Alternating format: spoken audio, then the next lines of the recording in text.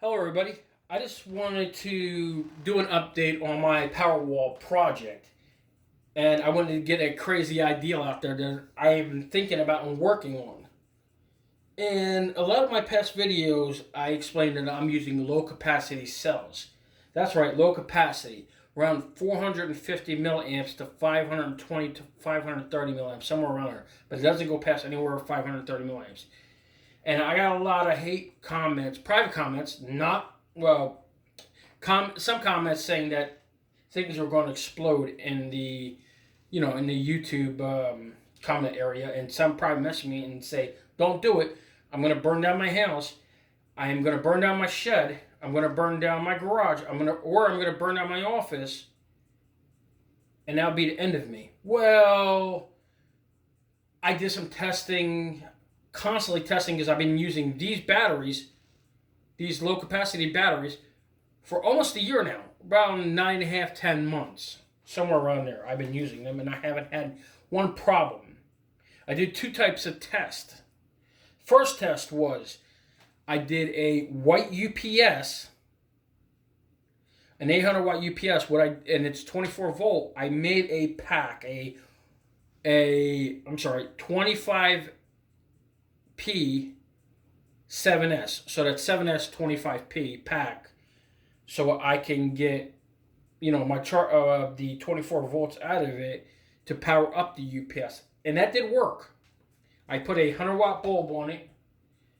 And I forgot what the time was, how long it lasted, because I didn't do a video on that. But I did show in one of the previous videos, I did show that the UPS I was planning on using. Well, I have a bunch of UPSs. That was just one of them I was thinking about using as my Powerwall. But I haven't got around to figuring out which one I'm going to use just yet. So another test I did was a 3S. I believe 3S, same thing, 25P pack with an inverter, 150 watt inverter on the same bulb, 100 watt incandescent bulb on both inverter as well as UPS. Did a test and I got the same results out of it without, too much problems. So, well, close to the same it was. Slightly off, but it wasn't that bad. So it got me thinking, since I got all these comments, I needed to do something about the whole supposed explosions that I'm going to have with my packs, which hasn't happened. Thank God. It hasn't happened. I don't know if that's a miracle or I'm blessed or that's, I am grateful. I'm definitely grateful it hasn't happened, or maybe it's luck. I don't know. So it got me thinking, I have 5 of these. And I know it's not enough. I have a couple more back in my hometown that I'm going to be picking up. So these packs, which will hold 8 of these batteries in it, and it weighs about 40 pounds when it's fully loaded. It was giving 48 volts completely in this pack, and it has an Anderson on the front of it, like in some of these UPSs, you can see the Anderson in the front of it, but there's nothing in the back of it at all. So, there's nothing I can do about that. But anyway, it got me to thinking that since the batteries were in there were dead, why don't I just put some low capacity cells in it and make it a firebox for these so I could be more protective. And, well, I opened it up, I took the batteries out, and I've been trying to figure out how I'm going to be mounting these. So what I want to do is I'm going to be doing a 1S 130P pack in each one of these. And since I got 5 of them, that's plenty enough to get me started. Anyhow, I'm going to be doing a 24 volt pack set. I'm going to be doing each one of these are 1S. So I'm going to do a 1S 130P pack times it by 7 coming up. But right now I only have 5 of these here. So it will get me started and I can do some testing. And I got the Anderson connector on the side. I got my wire harness inside from the old battery, so I could definitely reuse this without no problem. Each wire, I believe, if I'm not mistaken, is that these are 10 gauge wires.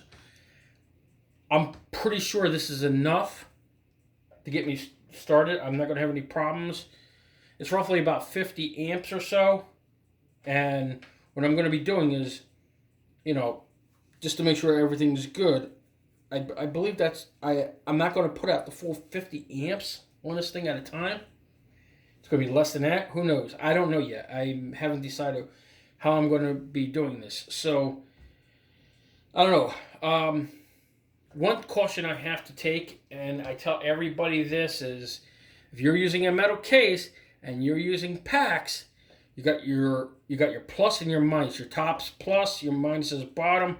You want to get protected in a metal case. Since you have a metal case here, like I do, if you do have one, you need some kind of insulators. Yes, that's right, insulators to put in the bottom, on the sides, to keep you protected from the battery shorting out.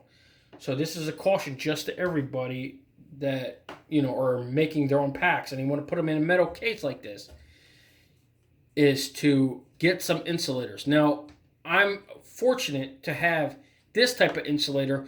These come from power supply insulators. I used to work for a company that modified power supplies for a living. I helped out with a few projects, and we did some modifications for power supplies. So I have about 5 packs of these. Each one is 100 in a pack, so I got plenty of insulators to go all around on the sides. I have to cut them down and everything. Well, maybe I don't have to come down because they don't go all the way to the top if I turn them on their sides. If I turn them on the sides, they come out the top. If I put them here, I have to do it. And they also fit perfectly. If I lay these down this way, they fit perfectly from side to side. And also I could put one in the back as well, so that way I could be protected on all sides. And I'm putting one down on this end as well. So I'll definitely have some safety involved here. I'm also going to put a fuse in this one. I'm going to put a 40 amp fuse. I'm not going to go over 40 amps. So I'm going to have a 40 amp fuse, since I know this is going to be about 50 amps total in this pack.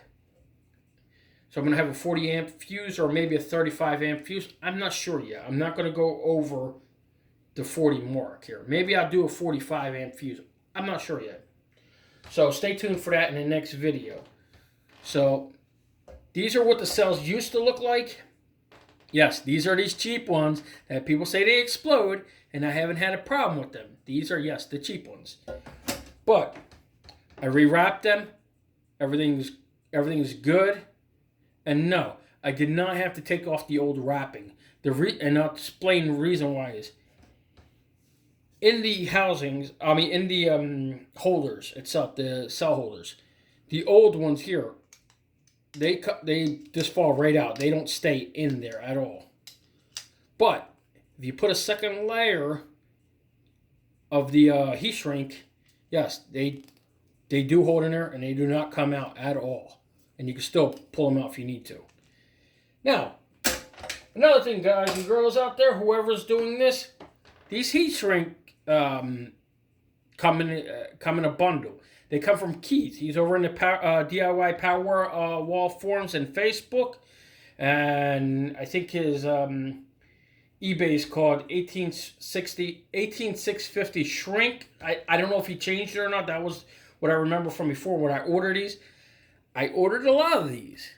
So I ordered tons of these so that way I can have as many as I need. So I think I ordered maybe, I don't know, 1,000 pieces or something like that, or more than that probably, because I also ordered from him these holders. Yes, these are AT650 holders. They come from him as well. I think I got about, I don't know, 300 to 400 of these. But, he was nice enough to, and yes, I know, Keith, you're probably going to be watching this video, so I'm going to be definitely including this. He was nice enough to give me some pink foam. So I'll definitely put this in this video. Here's some pink foam for all you guys and girls out there. Yes, this was in a packing box. We had a discussion about this. He said only if I could sell this foam, I would in a heartbeat. And he probably would if people really need the if he really needed the if people need foam for some reason, who knows what, for what project. But if he could sell, he probably would. And yes, this is pretty pink, ain't it? So anyway, I thought I'd include that and put that in this video. And I think that's about it. Let's move my camera down a little bit just so we can get in here. Just ignore that. That's a bunch of lenses for my magnifiers that I have so I can see small text. I'm having small text issues, like reading definitely small text off of this, which I have to go see an eye doctor soon for. Well, that's about it. Have a good one, everybody. I know I went usually over my time a little more than I need to, but who knows? Like they say, it's all good in the hood, right? Until next time, have a good one, everybody, and stay tuned for the next one.